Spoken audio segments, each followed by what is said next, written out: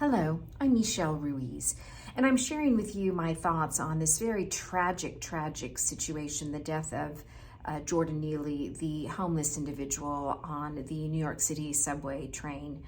I want to preface my thoughts with first saying, my comments are not related to whether or not I think that the Marine who basically had Jordan Neely in a chokehold is guilty of murder, because an investigation is undergoing, and so there's still a lot of information that needs to be thoroughly investigated and then of course released to the public, which I know the city authorities in New York City are committed to doing. So this is not a commentary or a judgment on whether or not the Marine, Daniel Penny, is guilty of murder in this particular case with Jordan Neely, because we still need to wait and see what the investigation reveals. However, what I am thinking a lot about is the fact that Jordan Neely's situation really points to the fact that there were numerous triggers that happened in that subway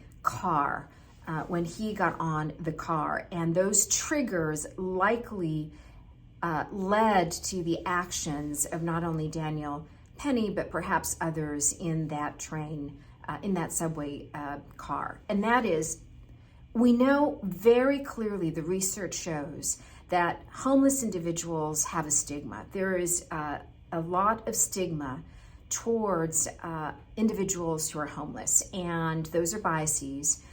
And there are many people, you may know some yourselves, who have a visceral negative reaction to people who are homeless.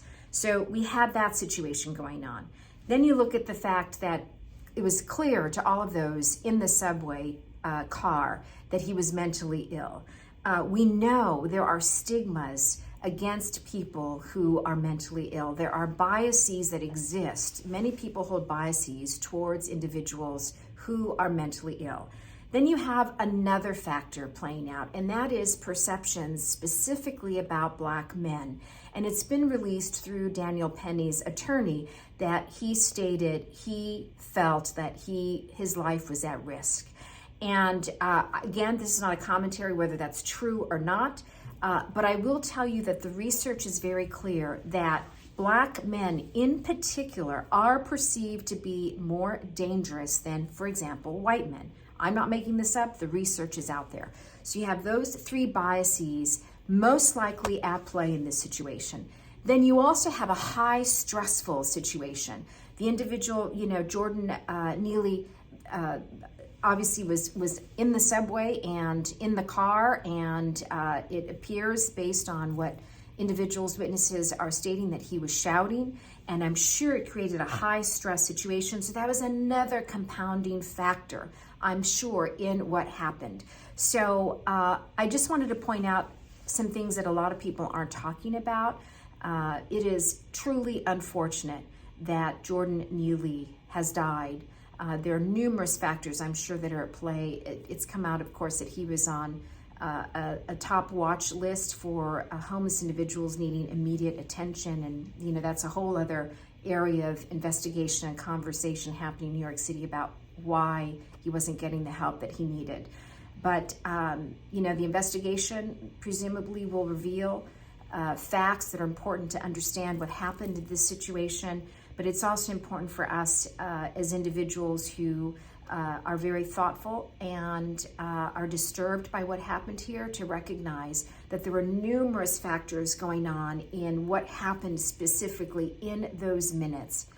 What happened to Jordan Neely is tragic on so many levels.